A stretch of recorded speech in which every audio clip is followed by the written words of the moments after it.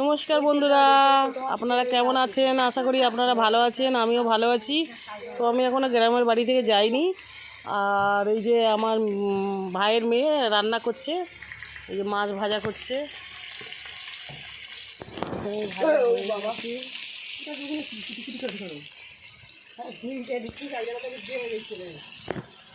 হ্যাঁ, বিক্রি হয়নি ভাই।